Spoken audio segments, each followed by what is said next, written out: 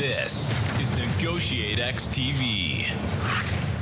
Hey everyone, thanks for joining us on the Negotiate X podcast. We are continuing our conversation with Natalie Costa, a coach, speaker, and founder of Power Thoughts. If you haven't already checked out part A of this show, be sure to do that first. Let's jump into the conversation with Natalie. I was on a ski trip with my kids a couple years ago, and my number 2 daughter, I don't remember the exact context, but we were talking about what makes us happy, and all of a sudden we got it recorded, so it's priceless, but she goes, dancing, that's what makes me happy. And it's this cutest little video, but this idea, it really, these things can boost our mood. Mm-hmm. And I mean, along with that as well, we know movement boosts, serotonin, it lowers cortisol.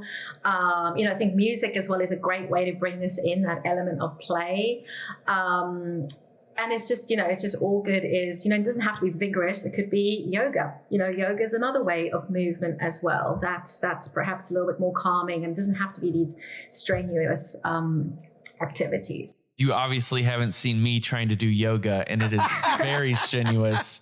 It is the most difficult thing. I'm the least flexible person, and it is worse than a workout. So no, and this is a child-friendly program. We don't need that image of you doing yoga. Oh, no, you sure do not.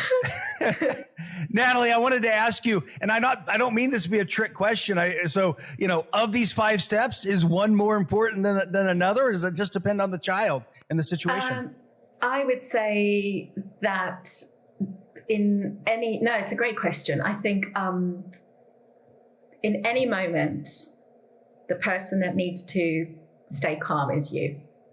So whether it is that you use a breath for yourself, that to me might be my first go-to. Okay, let me use this to take a moment. Let me use my breath to pause before I react. Because if our brain is offline, that thinking brain is offline, nothing's going to work. So what can I do to bring my thinking brain online? So I'd probably say the breath work is probably the first one, because from there it will empower us to have those conversations, the feeling characters, and move us forward in that way. Well, thank you for that. I will definitely work on my breathing, because I know that it is even for adults. I think that that's a way that you can kind of slow things down and just realize, get grounded, kind of figure out where you're at. No, definitely. You shared a bit about this already, and I was hoping you could say more about how parents' own story or interaction with powerful feelings, disappointment, frustration, so on, affect their ability to engage with their kids using the steps that we've just outlined. I think your own story, well, we all have our own perception and our own way of obviously looking at the situation, looking at the world. And I mean, this is a big question, so I'm going to break it down a little bit. But one of the typical ways that our own story can get in our way is if, our child backchat, and we might think, well, I was never allowed to talk to my parents like this, and I was never allowed to do that. That can be a way that story gets in our way, because now we're putting the filter on, you're being disrespectful, you're being defiant, when actually our child giving us that back chat that again is the behavior. The behavior is the tip of the iceberg, but what is it that they're really feeling underneath? And if we always strip it down, it's a child that feels afraid and alone, misunderstood, not heard, not seen in those big feelings. And so there is a bit of work to unpack there in terms of shifting this perspective. I mean, another way that our story can get in our way is my child should be able to get themselves up and ready for school. We've done this how many times? We've got to brush our teeth every time. Do they not know this? But we've got to understand that transition, organization, flexibility, paying attention, frustration tolerance, those are all executive functioning skills of the prefrontal cortex. Right. And the prefrontal cortex is only fully developed by our mid-20s. So instead of thinking they should, shift that perspective to, hold on, my child still needs to develop the skill of organizing their morning routine, and they need my help. So how can I now problem solve? And a big one, they're still developing the skill when our child says they hate me, and those big things that they say that trigger us. That's also a shift in terms of they're still needing to build that skill of frustration tolerance, because They're struggling because we've ended the game and they can't get their own way. Now, this doesn't give them the green light to keep saying they hate you, right? Those are things that we look at later on. But it's shifting my perspective, because like I said, I go back again, underneath that is a child that feels alone. And think of all the times that you've lashed out, that you've been angry. We feel not seen, heard, or understood. And I think this can definitely go across, it's not just parenting, it's in leaderships, it's in negotiations, it's in communication with our other, our spouse, our partner. Because we don't feel seen, and, we all want to feel seen, heard, and understood. I tell you, I appreciate that so much. I feel like so much of the issues are the little things that I see on a daily basis. It is, okay, you brush your teeth every day. Why didn't you? How to, clean up your room, and those frustrations. I appreciate the again, that shift in perspective of this is a skill that is still being developed. Yeah. And it will take time. And it doesn't mean it doesn't take the skill building away. Like, it's still a challenge, and it might be, and it's going to be inconvenient, but it's going to shift then how you respond to the situation. Because now I'm able to come in, hopefully, with more empathy and compassion versus the control and the fear and, the logic. Natalie, as you've done this work, do you see any trends or themes that run along any lines, such as a child's gender, birth order, whether they have many siblings at home or just, or even none, if they're raised by a single parent, both parents, grandparents, or even family kind of socioeconomic status? I think, it really does vary based on context. Typically, to give you a few kind of themes, I think whenever siblings are involved, there is always that fight for attention, and because they all want the attention. We want the attention of my parent. Obviously, there are going to be challenges that a single parent might, I'm generalizing here again, everybody's different, but there might be a lot more to juggle then in terms of how present can I be. I really want to be present for my child, but maybe I don't have the ability to be that. And also, of course, socioeconomic, in terms of what I have access to, resources I have that can help me. Going back, I think, to what we spoke about earlier, if I have to think, like I said, anxiety's been a big one on the increase since COVID. And I think just generally as well, with what's been going on in the world, if we're looking at, war, destruction,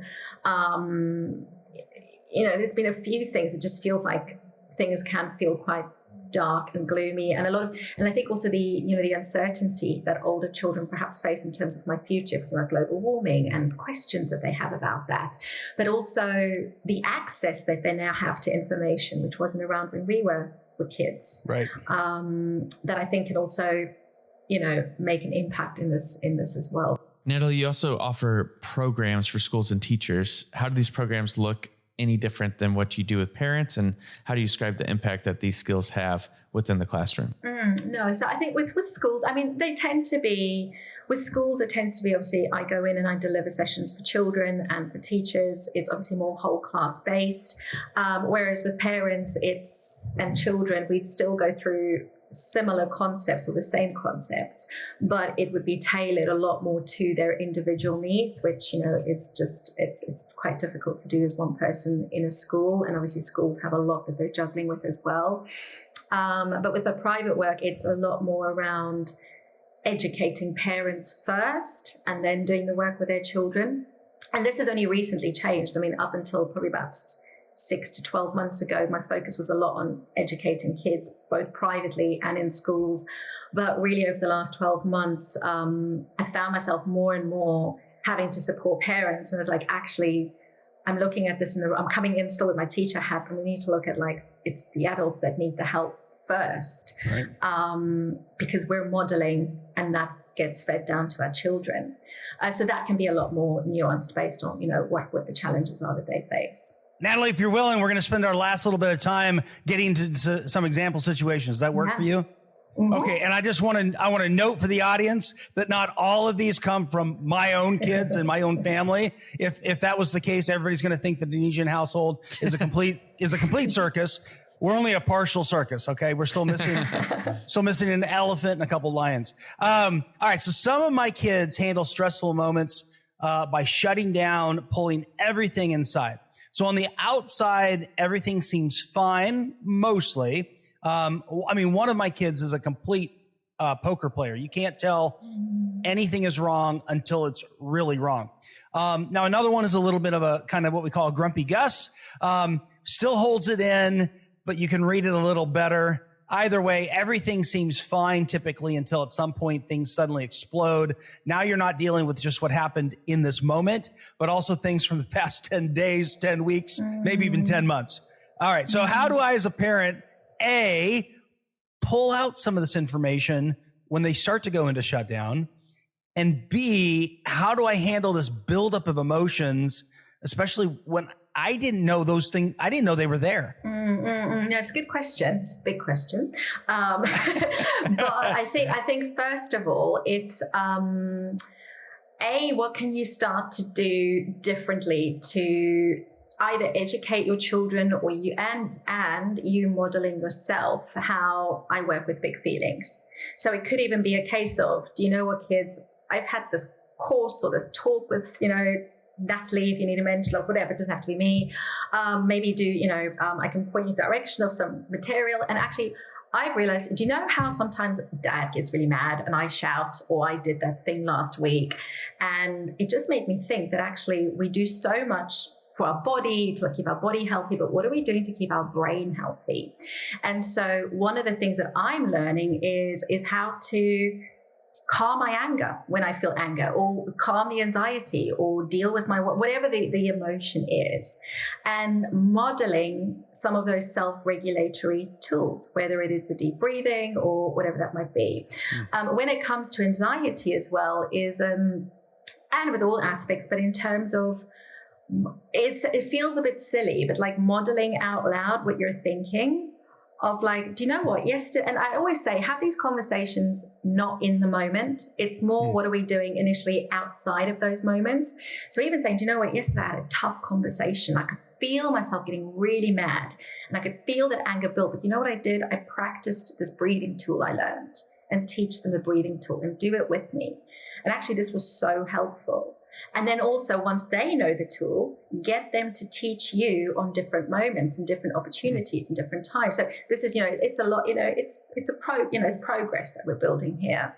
And, for some children that don't want to talk, it is, it depends, because with some children I find they're better at writing things down. They're better at creating visuals about it. So with one family I worked with, her daughter really didn't want to talk about things, but they had this special brain dump jar that was in the living room. And the brain dump jar was just where I could put stuff down that was in my brain. And it was then for my mum to pick up. And it was that way that they could then share about it and or even just simply getting it out on paper, getting it out of my head and onto paper. But then as well, I think it's also appreciating we might be a talker, your child might not be a talker. But it's those little conversations that you have of, do you know what? Like, do you know that time you got really upset about, and talk about something in the past, like, you know that time you got really upset about something and I got upset about something, whatever it is. Sorry, my brain's going quite quick, because another thing you could do, is actually the hidden feelings. You can find this on Google. If you put in angry iceberg or anxiety iceberg, you'll get loads of images that will take you to where you can download a poster. And that is actually what I say a really useful way to talk to your kids about what we're maybe feeling underneath. So even if your child doesn't share what they feel, you can share what you feel. Do you know, when this thing happened, you say, I got really upset, but actually if I look at this, I was feeling disappointed. I was feeling sad. And so even though they might not be doing it initially, you're modeling to them what you want them to do. So yeah, those are a few starting points. What's helpful there, at least for me, is it feels like a lot of that is kind of built. It starts to be, you're building this into family culture. Emotional well-being is it's important to us as a family. So we build this in, because you're saying we don't do all this stuff in the moment when something's happened. This is day in, day out sort of stuff. Yeah. So actually, if your partner, your wife comes home and you even have a conversation, obviously child appropriate, in front of the kids, like, you know what, today was a really tough day. and I could talk about like the scenario and actually but then bring out with the intention, obviously, of like, actually, what did I do to cope in that moment? So the breathing, whatever. I mean, you might not use Move It to Lose It in the moment, right? In that moment to go, you use your breath. But also, I noticed I was feeling X, Y, and Z, and so in that way, you're building this into the family culture. And from there, you can also talk about, okay, well, actually, I've realized, I've really been doing a lot today or this week, and I need a bit of downtime, or I actually realize I need to ask for help. So in that way, you're talking about what that feeling needs, but it does take a bit of a shift in terms of the conversations we're having, and it is about being intentional. And I also, I know families have a lot on their plate, but we can aim to just have one kind of conversation like this per week.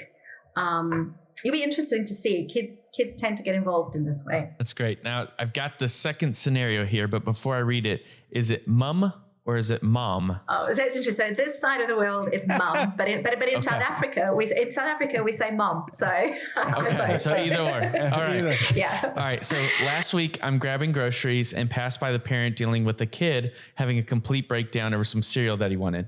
The boy threw himself on the floor in a fit.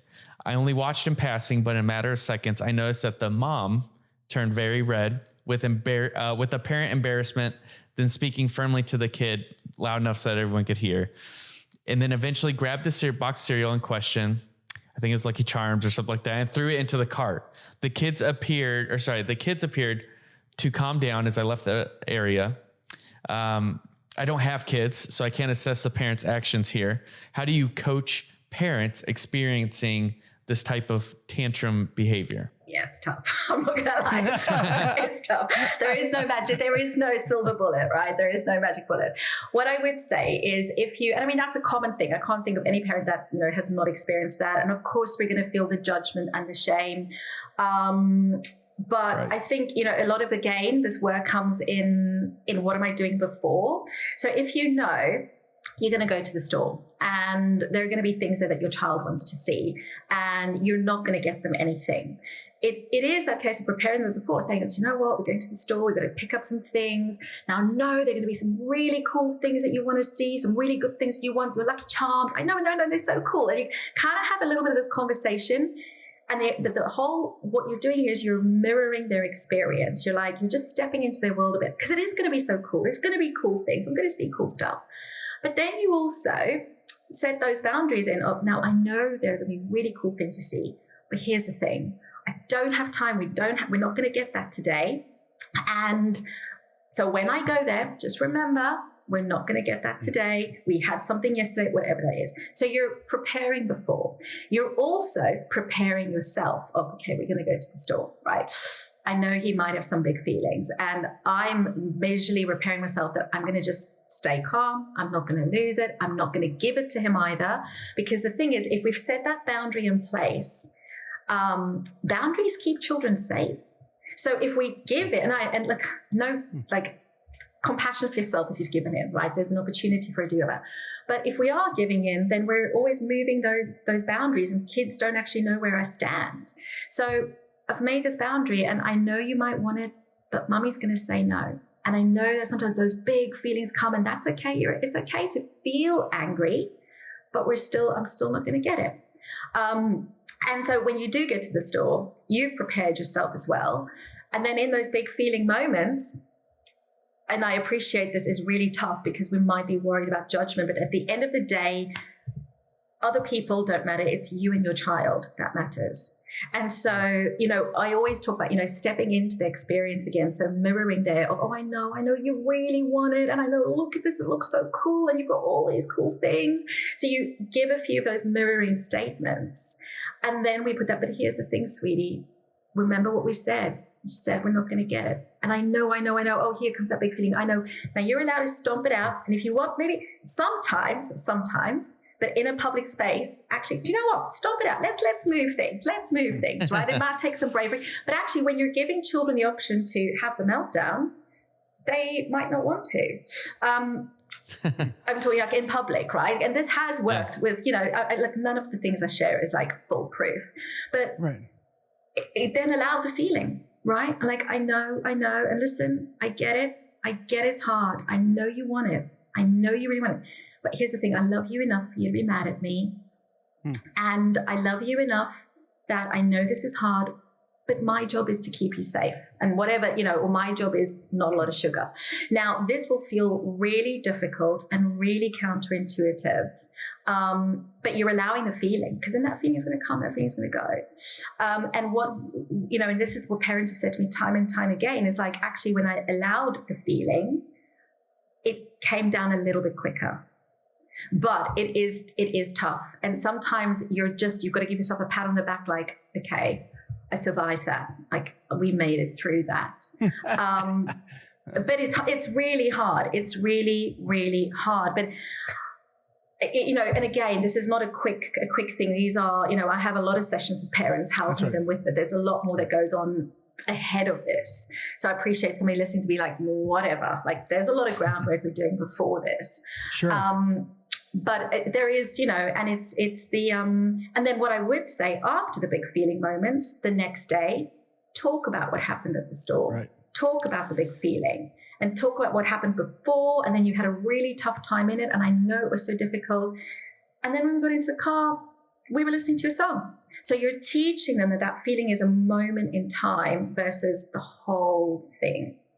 And what could we do before? Like, could we have used up breathing? Could I have used a squishy? Like I often use, like, breathe in for, squeeze it for 3, let go for 5. So the long answer, but I hope that gave a little bit of context. Absolutely. Yeah. And actually it sparked a memory that I had in another effective strategy. One time I was in Walmart and a kid was throwing a tantrum, and the mom looked at the kid and said, I was like walking down the aisle, and the mom said, if you keep this up, you're going to go home with him. And the kid looked at me, and I put my arms out to pick him up, and it immediately stopped crying, ran to the mom, was good. So also an effective strategy to pretend to give your children away. So I wouldn't want to go home with you either. I know. I'm with them.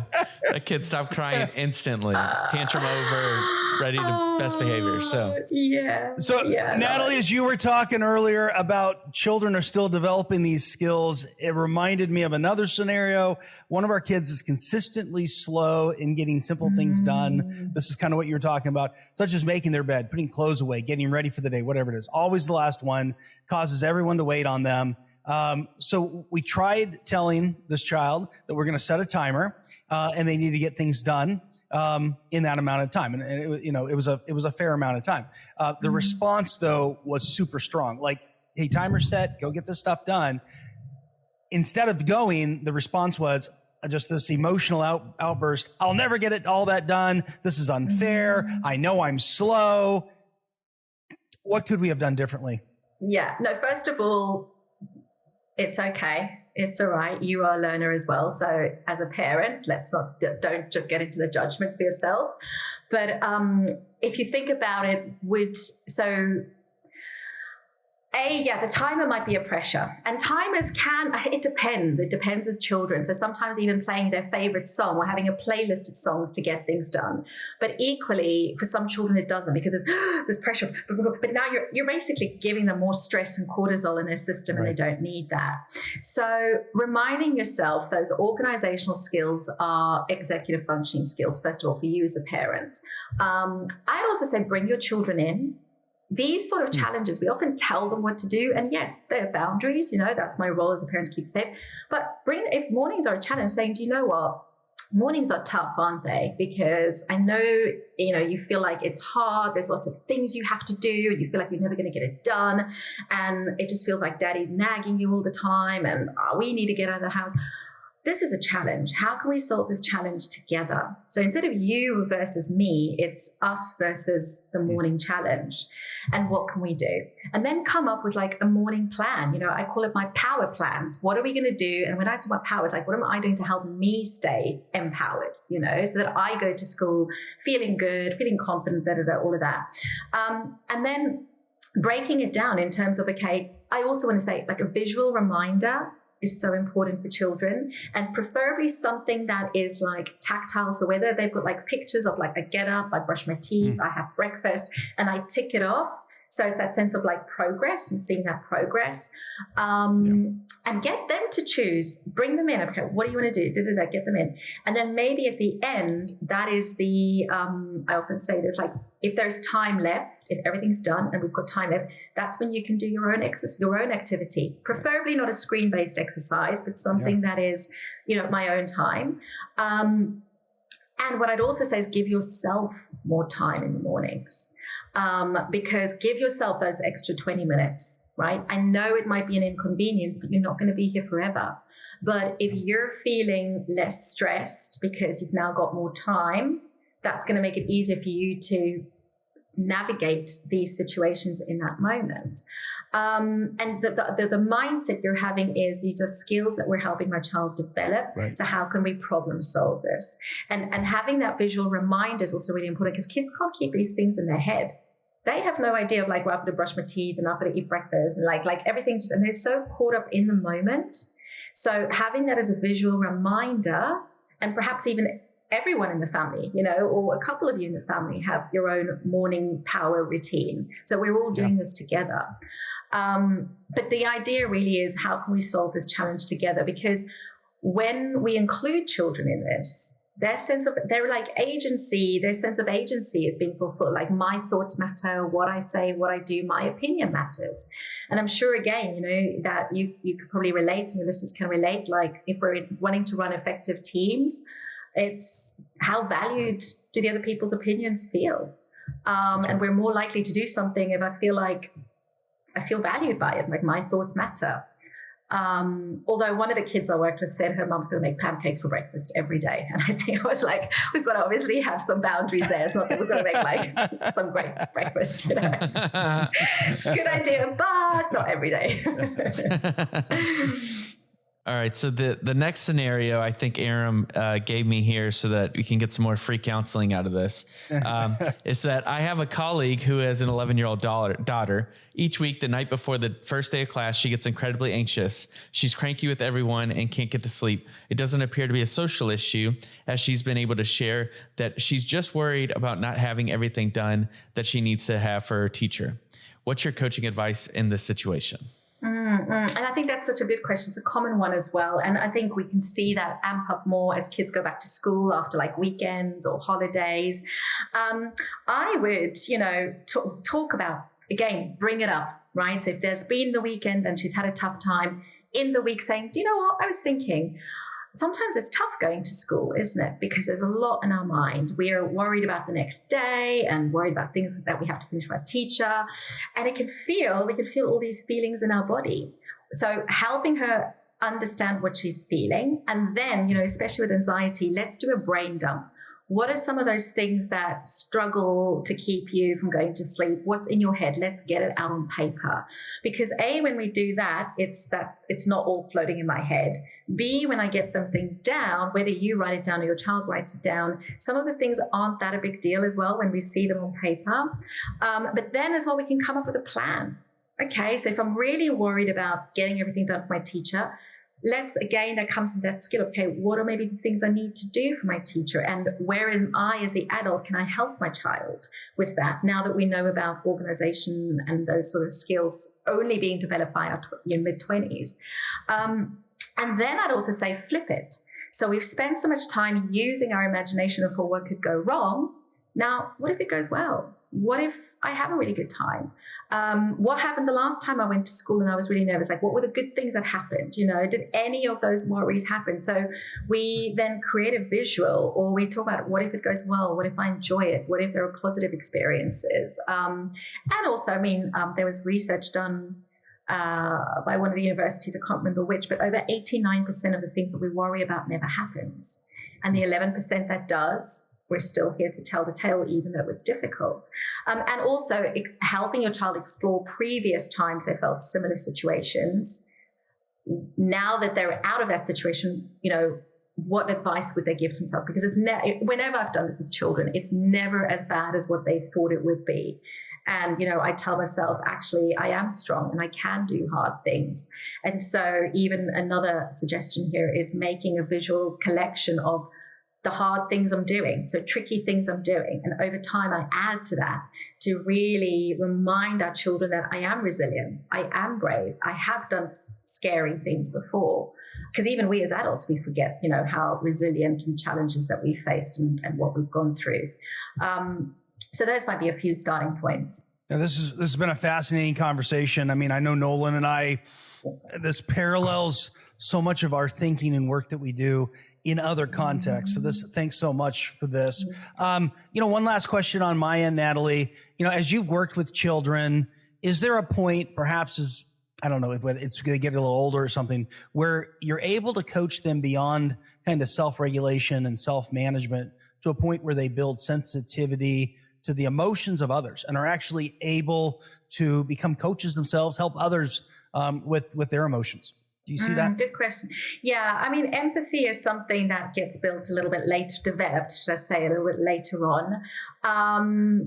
I do cover that with some children as well in terms of, but it very much is a skill, again, in terms of what can we do to model empathy. So that's the key point. If you want that for your child, what are you doing to model it? And I'm not saying that their parents aren't empathetic, but maybe we're not, maybe model it more. And also, with the old, the other area that I love teaching about is around kindness and the scientific benefits of kindness and the impact that kindness has. And, even when we were going through these really difficult times with COVID and, a lot of uncertainty, there's a lot of fear. But okay, let's look at what the helpers are doing. Let's look at how can I start to help, the impact that I have. And I find with older children, teaching them about the science behind kindness and the impact that it has on my well-being, the person receiving the act of kindness. And I think the study has shown up to 5 people that witness the act of kindness, the ripple effect that has. Like when children know the science, I find that things gel in a lot easier. It's the same as making mistakes. When children know about the science of neuroplasticity, they're that much more willing to embrace mistakes and try new things. But being prepared, that will come a little bit later on because initially children are quite self-centered. But that will come through modeling, through stories, through role play, those sort of areas. And it sounds like these things that you've taken us through today are really essential foundational building blocks to get to that next point. Yeah. And I mean, I teach a lot about emotional regulation, but we also look at really becoming aware of our thoughts and our inner chatter. And again, which is a bit more abstract thinking, but really noticing the stories and telling myself. And it's not about positive thinking. So, I'm bad at maths and I'm great at maths, but it's actually, let me take that thought through a set of questions to reframe it to a different story, one that makes me feel more empowered. And, looking at, we also look at things like confidence and flipping our fears to excitement and how to make friends, dealing with friendship challenges. So how do I have a disagreement with a friend or assert my opinion? Because again, we weren't taught these skills. But yeah, it starts with the emotional regulation.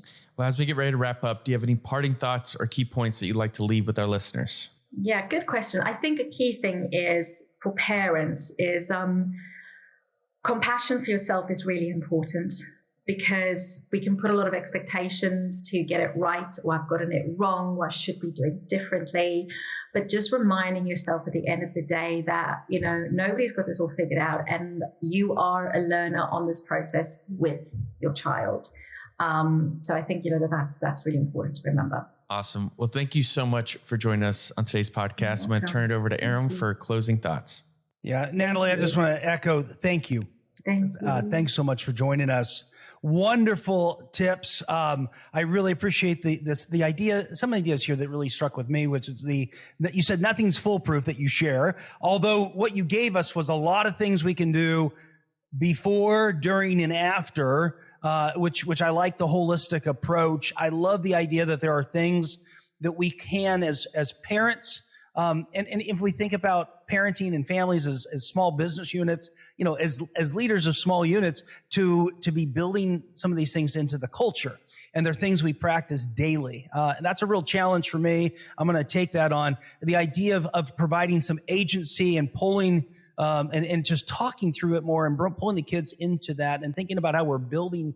It's not so much dealing with these issues, it's building these skills that are going to help them as they grow into adults. So those are my takeaways.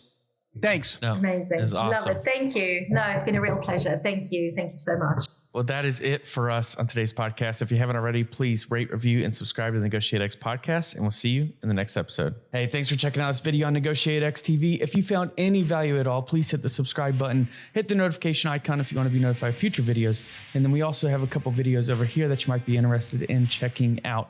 If you and your small business, your team are looking to get negotiations or leadership training, then you can head over to negotiatex.com and learn more about the coaching services we offer. Thanks, and I'll see you over in the next video.